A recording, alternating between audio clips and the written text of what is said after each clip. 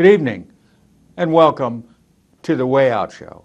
I'm your host, Dane McCarthy, broadcasting to you from FEMA Region 5, deep in the bowels of the United Police State of Amnesia.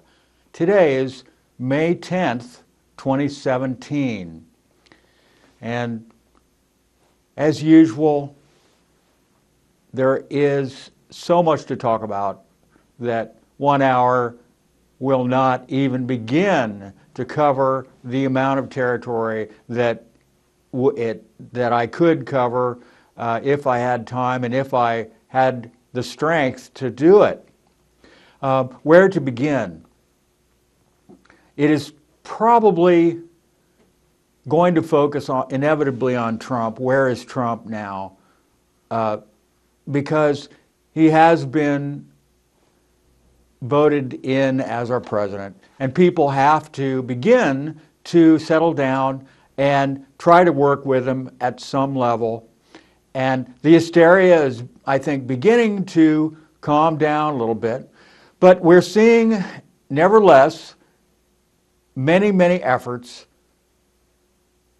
particularly on the far left, to attempt to undermine his presidency. And of course, Barack Obama has thrown his hat into the ring, and he is going to attempt to sort of become a community organizer like he used to be and do his best to take down the Trump administration. And that would be through character assassination, through attempts to pin some kind of criminal behavior on Trump, and eventually that would lead to impeachment. Now, Trump, his style is to always retaliate, always attack back. And so what he has done is he has now accused Barack Obama of wiretapping the campaign, Trump Tower, which was his headquarters. Now, there's several ways that you could take this. The left, the FBI, are saying we did not wiretap. We do not wiretap. And I think what they're actually doing, and many other people think this too, is playing with semantics, because a classic wiretap is where you send a guy, like in the old movies, into the office or wherever you want to wiretap, so let's say pretending to be from the telephone company and you have to repair the phone or something, or check the lines or service something, and then you put a little electronic gizmo in there that serves as the wiretap. Well, this was required in order to tap a phone back in the old days, but nowadays we have much more sophisticated methods to wiretap, and they don't call it wiretapping. So if you accuse someone of wiretapping, they can say, well, we don't wiretap. Well, what they actually do is something they're calling digital intercept. So digital intercept is the modern term for wiretap, but it serves exactly the same purpose. So then you have, of course, the NSA. The NSA has access to all telephone calls, all emails, all Facebook, all tweets. Every conceivable method of electronic communication is accessible to the NSA. Now, James Clapper, the former head of the NSA, has denied that he has seen any evidence whatsoever of collusion between Trump and Russia in a criminal way that would justify going after Trump the way that the left and the opposition are going after him. So you have both sides searching for ways to take down the other side. In a way, this is what happened with Obama. Now, the Republicans were very much concerned when Obama became president, and they vowed that they would stand as a bloc against him to try to prevent him from getting from allowing him to get his program through Congress. And they didn't really succeed. In some things they succeeded. And I think probably the same thing will happen here. Sooner or later, the Democrats, they will succeed partly, and they will fail partly. And this is, in a way, part of the way that the American government was set up by the founders. You have checks and balances. You divide the power between the executive branch and congressional branch and the Supreme Court, the judicial branch, the various courts, and they're supposed to be evenly divided. Well, the various branches compete with each other and try to grab more power. And lately, the executive branch and I guess the judicial branch, they have both grabbed a lot of power from Congress. So, are we a dictatorship? Are we fascism? Are we in danger of becoming a fascist regime? Not technically, because fascism, by definition, is ruled by one party.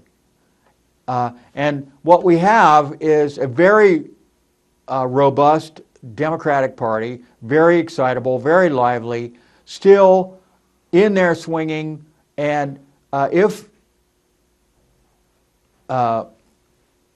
Trump were truly a fascist dictator, he would probably have the army behind him, and the army and the military, they would simply arrest anybody who stood in their way or even execute them or murder them.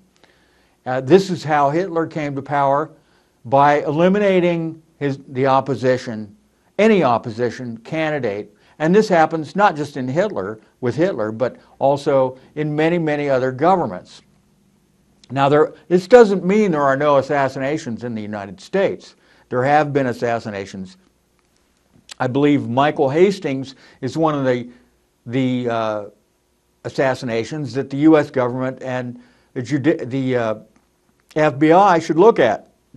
Unfortunately, it could very well have been the FBI or the CIA or a combination of both or some other intelligence agency that actually took out Michael Hastings in the first place. Most likely the CIA, because remember, Michael Hastings, the very well-known Rolling Stone journalist, he was an investigative reporter.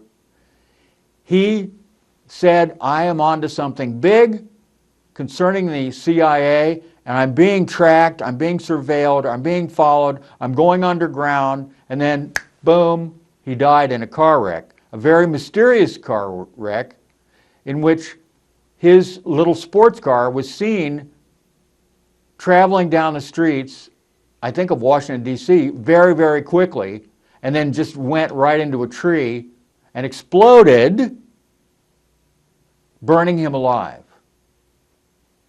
Now, normally, a car, for one thing, he was not a fast driver. He didn't typically speed. Also, a car doesn't usually blow up like that. I mean, that fire was hot. If you've ever seen the video of that Michael Hastings burning car, I think, and many other people think, that a bomb was planted in the car which was rigged to explode on impact with that tree.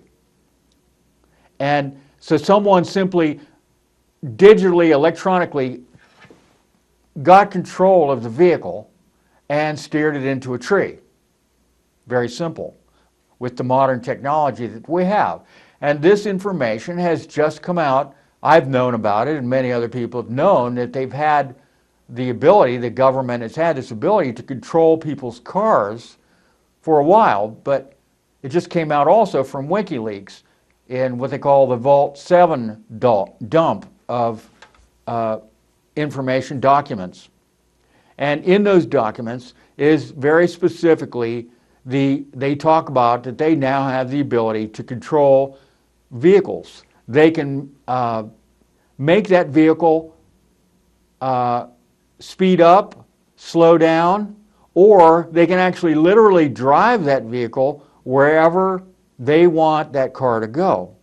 So it would be like the movie Minority Report, when Tom Cruise is driving home from work in his little self-driving car, and all of a sudden the doors lock and the car starts heading toward the police station without him having any say in it whatsoever. Now, this is an example of how the future will look for Americans and people around the world with these driverless cars. There is no direct connection, no physical connection between the steering wheel and the wheels. It's all done electronically. So you turn the wheel, the computer in the steering mechanism reads that physical turn of the wheel that you make and turn the wheels accordingly, exactly as you turned it, just to the exact degree that you turned it. So more and more we're going to be seeing this kind of thing happening. We also know from the Vault 7 dump that the Sony televisions are rigged to be surveillance tools that can be used against anyone. They can turn on a camera, they can turn on audio, and pick up anything that's going on in the apartment or the house. This is the same thing that we're hearing is happening even in refrigerators, washing machines, any kind of electronic appliance. Because as you know, many things now have computers in them, whether they need them or not. I mean, a washing machine has never needed a computer. Today it does not need a computer. It never did. A washing machine and a dryer and even a refrigerator have functioned very well without a computer. So what is the purpose of putting in a computer? Well, it's part of the dominance, this control freak mindset that our leaders have. Now, will Trump be a dictator? I don't think he has any intention of being a dictator. He is 70 years old. He doesn't have that long that he's going to be around. He may live till he's 80. So he might have 10 years at the most. And so he may put in 8 years as the president, and then he has maybe 2 years left or 4 years left. I mean, you reach a point in your life where you know the end is coming. And so maybe I think Trump thought, well, I better do this now. I wanted to be president since the 80s, and we have documented evidence of this. He had been thinking about it and even thought about running before this. But he got to the point where, you know, I'm almost going to be too old. If I don't do it now, I'll never do it. And then he decided that after a run of 8 years of the Democratic president, it was time to give it a shot. And a lot of other Republicans thought it was time to give it a shot too. So that there was a field of something like 17 Republican candidates. And so it was very amazing to see how public opinion winnowed through all those Republican candidates, and finally Trump is the last man standing. How did that happen? How did he do that? Well, he basically outthought them. He was able to suck the oxygen out of the room in so many different ways, and he was thinking circles around these other guys. And it reminded me a little bit of the way Clinton was. Clinton was really a bright guy and was able to outthink his Republican opponents. Unfortunately, he had, you know, this very terrible, debilitating vice, the sex addiction, which eventually brought him down and destroyed him. And we also saw the repercussions of that and a lot of other things. Of course, that was part of it, though. The repercussions in the failure of Hillary Clinton to actually get that brass ring, the presidency. she was not able to overcome the baggage that she had with her, including her husband. But there was many, many other things besides that. Just her personality alone was so abrasive for so many people that they chose Trump over her. And you might say, well, she actually won the popular vote.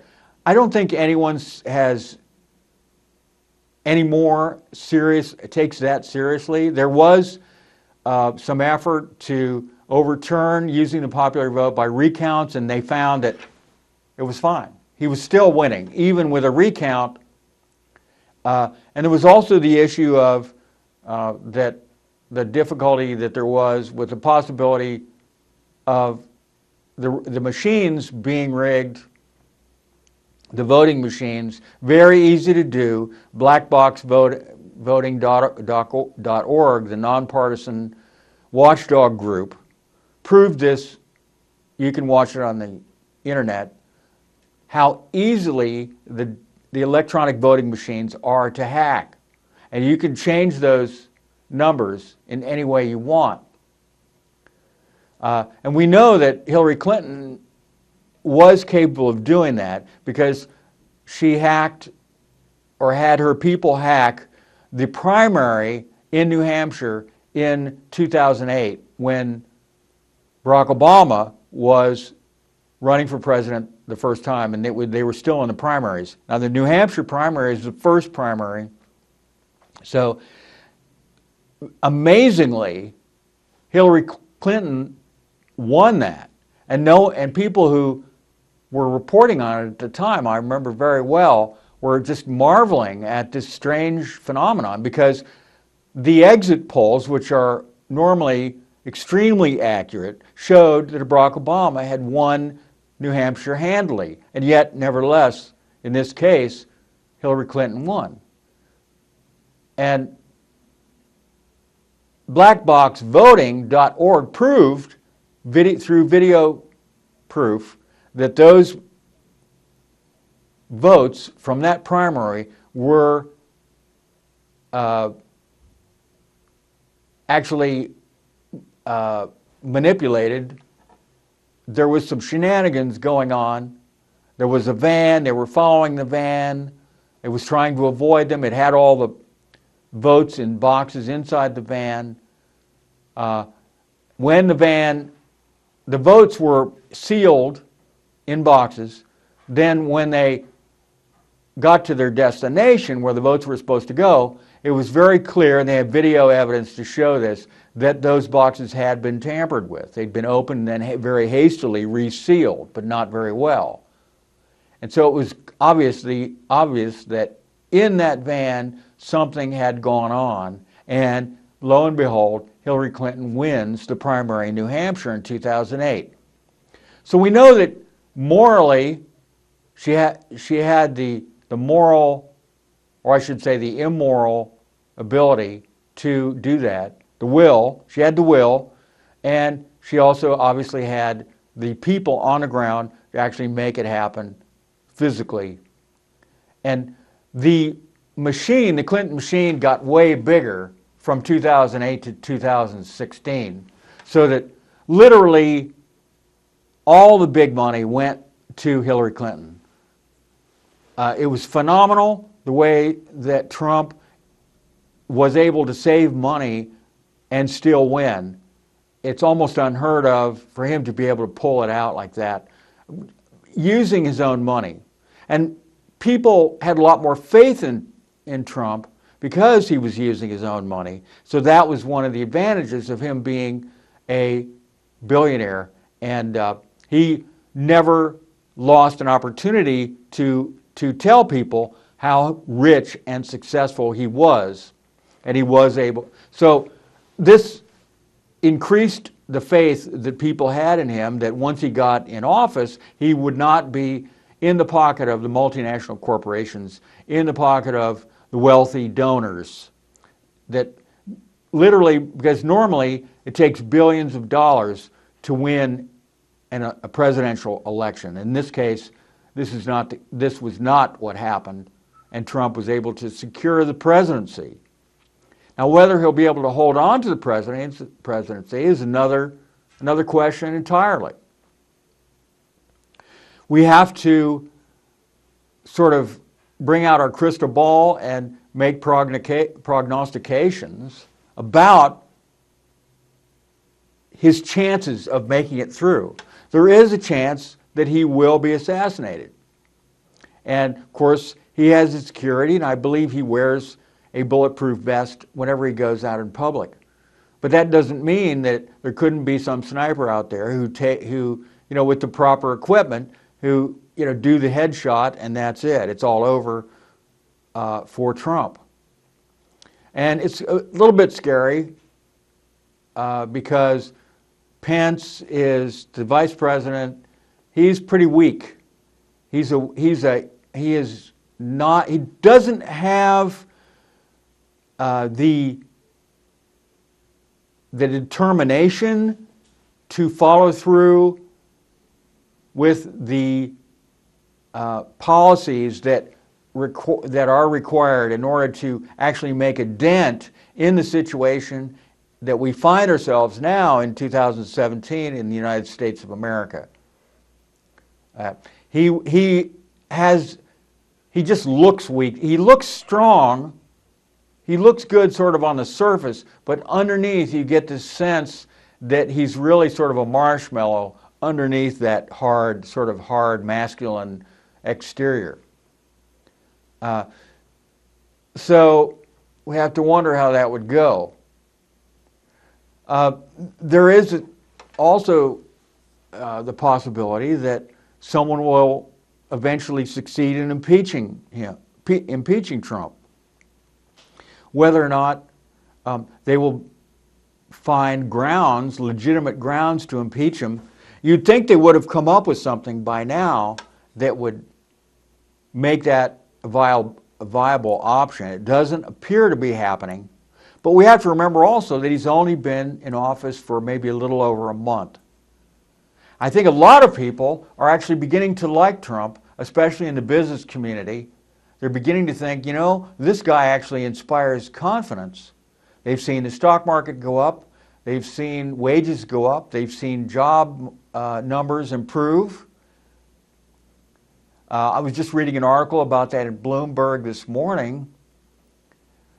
And this is really fast action, and it has to be a result of renewed confidence, because obviously you can't turn around the job market in 1 month that quickly.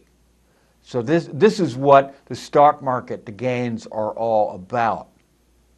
That investors, venture capitalists, people who want to start or build businesses are thinking, well, I think things may be okay, and this might be a good time to take that risk.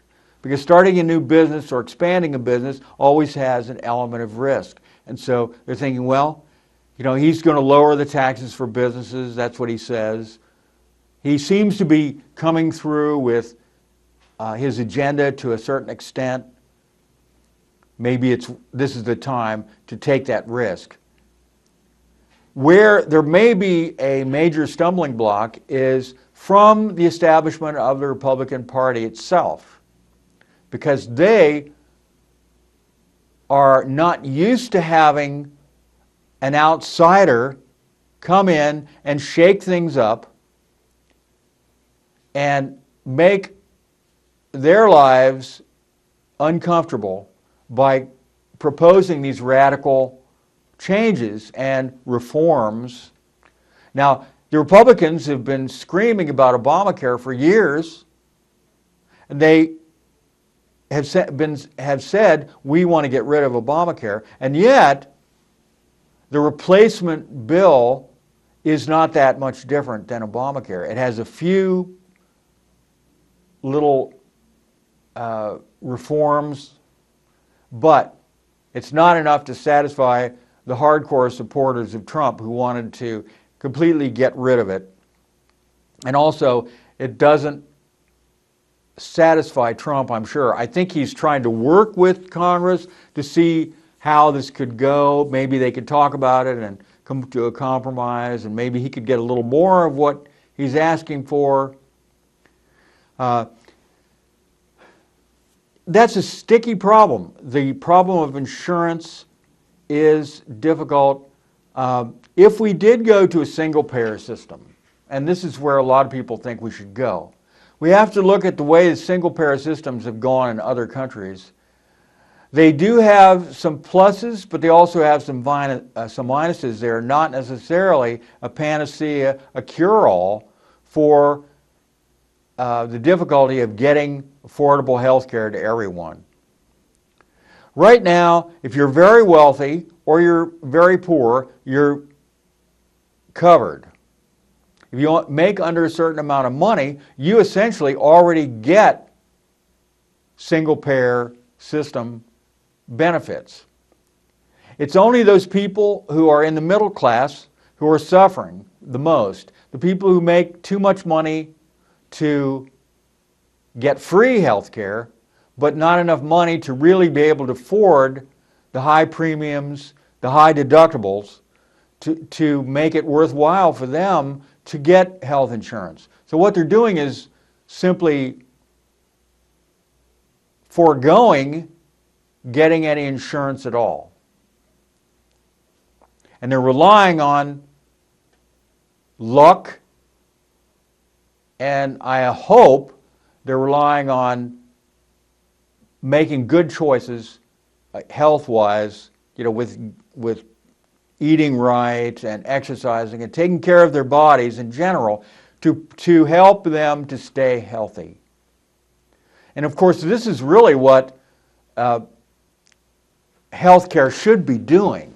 Much more of healthcare should be educating people about how to keep themselves healthy than just providing them with drugs and medications and vaccines and this and that the healthcare, it's really not a very inexpensive way or efficient way to provide healthcare. So the whole idea of calling it healthcare is a misnomer because it's really not healthcare. They do very little. In fact, there's so much in our society that it's a deliberate attempt to make people less healthy rather than more healthy.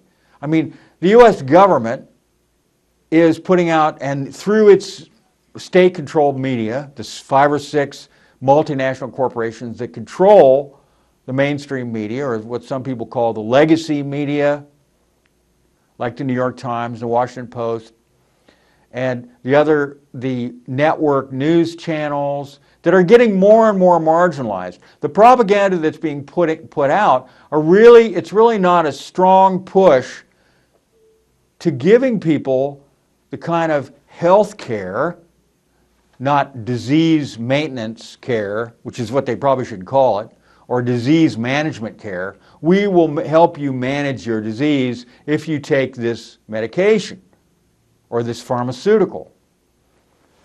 Actual health care should have a very large component of prevention in it. Prevention is much cheaper than attempting to cure.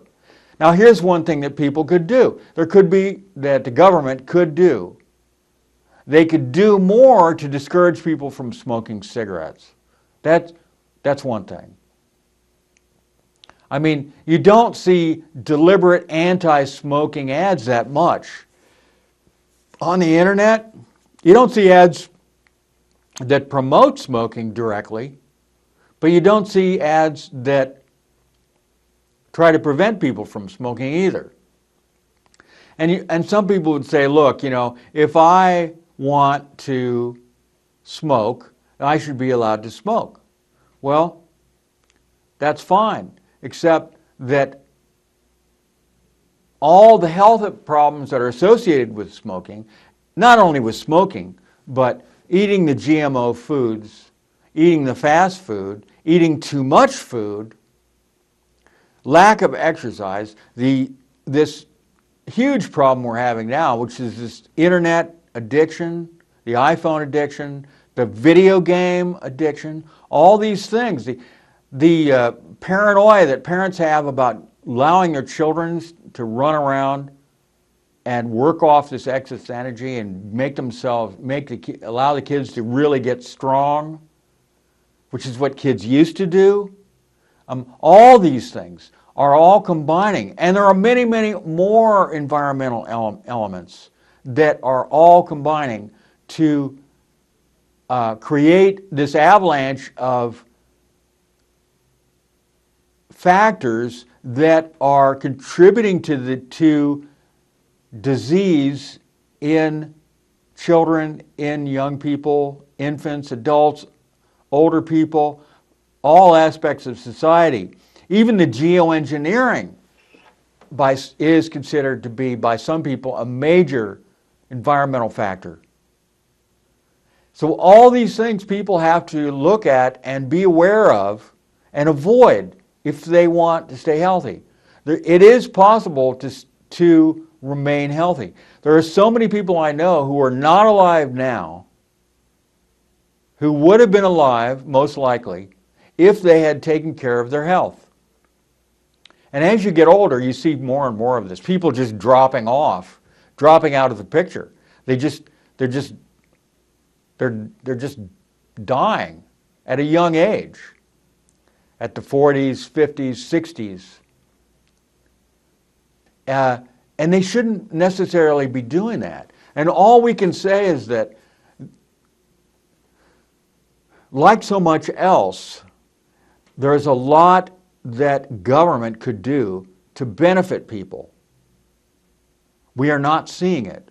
What we are seeing instead is an ongoing struggle for power between the two opposing sides. And one side is saying if the other side gets in, they're going to just destroy everything. Both sides say this. But why? Why can't the two sides work together on an issue which is a nonpartisan issue like health care or health maintenance, not disease maintenance, but health maintenance, or health improvement, or health reform, or whatever you want to call it? There could be a huge and concerted effort to do this in the United States of America. We have the technology to be able to get the information out to people. Unfortunately, it's in terms of number of individuals involved, it's a very, very tiny percentage of the American population, maybe not 1%, but at the very most 1/10 of 1%, or even less than that. This very small group own most of the power. They have most of the money. They own most of the land. They are very often government connected, or actually in the government, or in the multinational corporation world, or to a certain extent even in the intelligence community, what they call euphemistically the intelligence community. At the very top, law enforcement, but at the very top. It's the people at the top who wield the most power, who are the most corrupt and the most self-serving, and are doing the exact opposite of what their job description entails, and the opposite of the oath that they took to protect the Constitution, and the moral obligation and the responsibility to protect the citizens of the United States of America. Now, what we're seeing right now, speaking of citizens, is this tremendous push that being a citizen doesn't matter. It shouldn't matter. And I'm literally almost having to boycott NPR because the propaganda is so relentless, trying to convince me that being an illegal alien is all right, it's good. In fact, it's sort of heroic. And look at all the wonderful things that illegal aliens have done. Well, an illegal alien is still a criminal. It has broken the law. If I broke the law, I would be arrested. I would be tried. I would have to do a plea bargain. I would, at the very minimum, have to do community service if I committed a felony, if I was in the United States illegally, even if I overstayed my visa in this country, or if I was in another country and overstayed my visa. I came in on a tourist visa. I overstayed my visa. I went underground. I got a job underground. You can bet if it were England, then I would be in trouble and I would be deported. Now, England has a different problem. England has a problem with legal immigration. We have a problem with illegal immigration. That's the difference. They have no way of stopping millions upon millions upon millions of people coming to the United Kingdom legally. And they have very limited resources. It's a lot of the densely populated, very small country. The jobs are just simply not available. And it's the same thing that's happening actually in the United States. We have an unemployment rate which is far higher than the government is telling us. Those numbers are cooked. You know, that under 10%, 6%, whatever it is, 5%. That's a completely made up number. It comes, and most people already know this, but some people don't. So they think, well, that's pretty good. You know, those numbers are good. 5% unemployment, wow, that's really low. No. We have a huge homeless problem in this country. We have a huge poverty problem, an enormous poverty problem, getting worse. We have an enormous crime problem as a result of the poverty. The jobs are simply not there. And yet, people on NPR and other mainstream media outlets are trying to convince me that we should allow unlimited numbers of undocumented workers, illegal aliens, into the country. People who have no rights legally and can be very easily exploited by their employers. And you bet they're going to work hard, a lot of them. Not all of them are going to work hard. Some of them are going to go in there because they want to exploit that ability to stay out of the eye of the law. They can come in, they don't have a valid ID, and we're supposed to say that's okay. They can have a fake ID. Who's going to check? If they're living in a sanctuary city in which they're above the law and they can change their name and just become someone else, they're going to do that, and they are doing that. Most people haven't heard of the gang. It started in El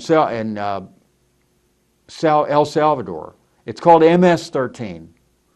And MS-13 started in the slums, in the ghettos, with the poverty-stricken people. It was a gang. It's a huge gang, and it's growing.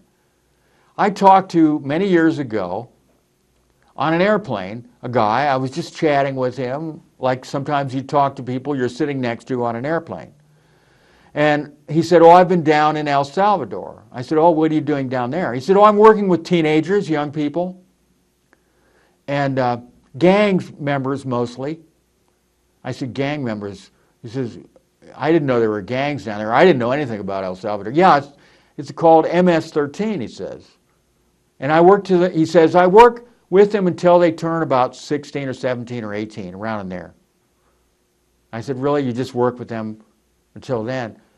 Well, after they turn 18 or 17, what do? He says, mostly they come to the United States. And I'm looking at him, and it's like, wait a minute. What is this guy telling me? Without actually telling me, I got the distinct impression that he was actually telling me, but if you read between the lines, that he may have been in some way responsible or encouraging them to come to the United States. These are really, really violent gang members. These are just not ordinary, these are kids who want to be cool and be in a gang. These are serious criminals, MS-13. These are bad, bad dudes. So, because it was the way he said it, they come to the United States. It wasn't like in a negative way. It was sort of like matter-of-fact way. Like it was like a pipeline that he was somehow involved in channeling these MS-13 people, young people, to the United States. And now, lo and behold, we're hearing, if you really look into it, you'll see there is a problem with MS-13 in the United States. These are hardcore drug dealers, murderers, you name it, they're into it. And so this is one of those things that the American people are becoming more and more worried about, more and more concerned about. And not only American citizens, but also immigrants, new arrivals. People who come from those same countries are also worried about the criminal element illegally crossing into the United States. Now the good news is that, at least if it's true, that now there is an element of a positive result from the Trump presidency. Immigrants don't feel quite so encouraged to take that very dangerous and very expensive trip across the desert, the Sonoran Desert, to get into the United States. Because remember, the easy crossings are harder to get through. It's the big empty spaces in the desert that are the easiest places to cross. But they have to go with those coyotes, and they're charging a lot to get through. And if you're a woman and you're young and you're half good looking, the chances of you being raped on the way by a coyote is very high. They just take that as part of the passage, so to speak. That's part of your payment, okay? That you allow yourself to be sexually used by a coyote, or maybe one of his buddies. Because this is what happens, unfortunately, when people, when they get in a position in which they're vulnerable and under the control of a man. That man takes advantage of that control.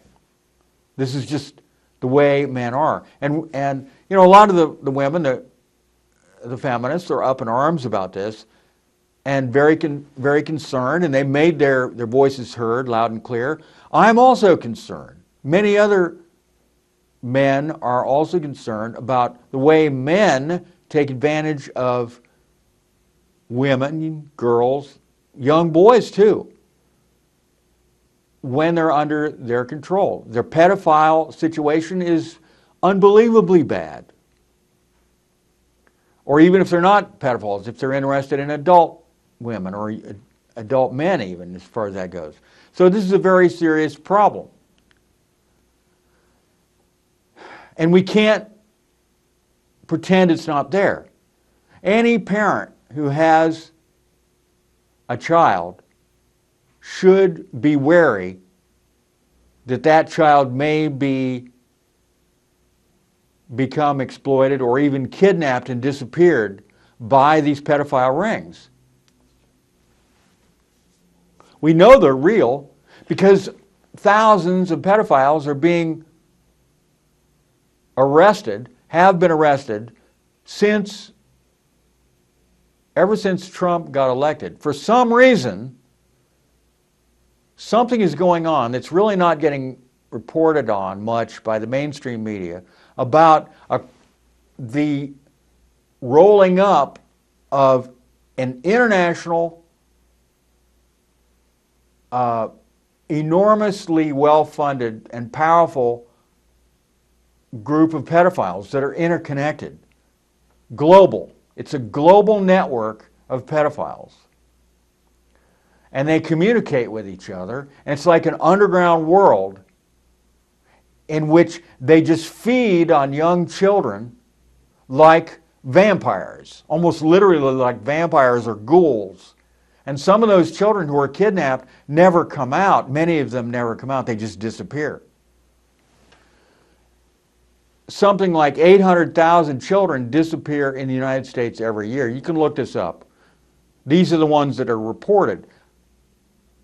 Most of those kids are found, or at least half of them. 400,000 go into a more serious level in which they're reported to law enforcement agencies. 400,000. And some of these kids, I'm not sure exactly how many actually disappear, but the number of children worldwide that disappear, never to be seen again, is huge. So they have networks, and they actually are shipping these kids around. And also young people, young adults, for various reasons. Oftentimes, it's for a sex slave, or, it's a movie that they want to make. And which may conclude with a snuff scene or something in which they're killed. These things are real. And so that is why suddenly all this is happening, with thousands of pedophiles being arrested. It started, as far as I know, in this big push with 474 pedophiles being arrested in California. There was about 50 children who were actually freed from prisons, from underground or hidden, like dungeon-like prisons, sex slave children and young adults, young women. And there were like 50. That was in the Los Angeles Times. And that was just the beginning. And it's going on from there, and it's now at the point where it's thousands of people, because a lot of these arrested pedophiles are going to roll over. They're going to start naming names. They're going to talk about their contacts to try to, reduce their sentence. They're going to talk about their customers, the procurers, the kidnappers, the people who actually do the crimes, the big-time crimes, including murder. The movies, the illicit movies, the still photos, it just goes on and on and on. Huge bust about a month ago of filmmakers in Toronto, Canada. Thousands of films, a big clearinghouse, where they would distribute child porn films from around the world. So it's a very sordid and very sick, and if there's anything in this world that deserves to receive the death penalty, it would be that. This is something that no one, no matter what your political stripe is, you should not have a problem reporting on this. Unless, and I think this is probably the case, a lot of these people, very high level, are into this themselves. They themselves are pedophiles. They don't like it because this is part of their fun. And because this is unfortunately the way it is. These go up to this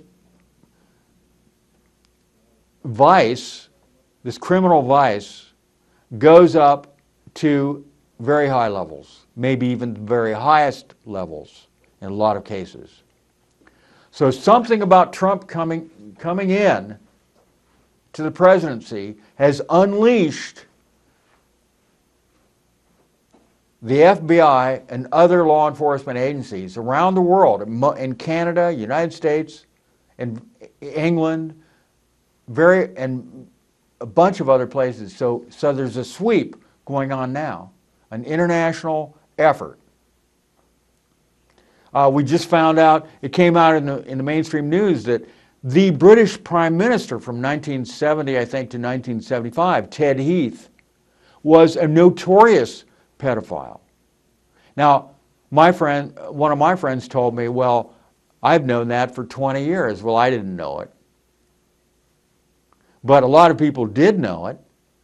But now, just now, it's coming out in major legacy news media in Great Britain. This is a prime minister, never married. Look it up, Ted Heath. This man should have been in jail. You know, he should have, and this is the kind of thing, unfortunately, these people are often able to use their power to intimidate any law enforcement personnel who are trying to enforce the law in this regard. And this is exactly what happened in the UK, that there was a guy who was trying to expose Ted Heath, and people literally were killed for trying to expose Ted Heath and these other people who were involved in this criminal activity. The most heinous crime imaginable, a crime against children. And so this is an ongoing situation. We look at Bill Clinton himself. Bill Clinton himself, who's good friends with Jeffrey Epstein, the billionaire pedophile, actually arrested and spent some time in prison because he was arrested for soliciting an underage girl. But that was only the tip of the iceberg with Jeffrey Epstein. He has a plane called the Lolita Express. He has a private orgy island in which he has underage girls running around. And so he is a very powerful and very dangerous person. And there Clinton is, right there. He's on the island, he's on the airport, it's recorded, 20 times visiting the island and on the airplane to get there. It's party central, it's heaven on earth for Bill Clinton. And Hillary's involved too. And why is she involved? The Pizzagate thing. The Pizzagate thing is partly a distraction, but partly it's involved too. It's also part of it. This is in Washington, D.C. And sooner or later, this is all going to come out. It has to come out. But we have all these distractions. We have all these accusations. We have this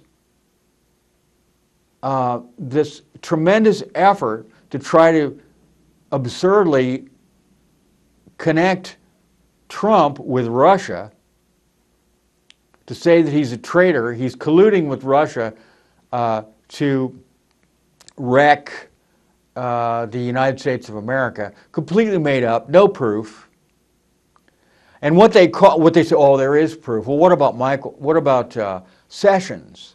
Oh, what about that phone call? What about Michael Flynn? None of that stuff was at all illegal. You always will be able to find evidence of other politicians, including Hillary Clinton, including Nancy Pelosi, including Obama, all talking to the Russian ambassador, calling the Russians, talking with them multiple times.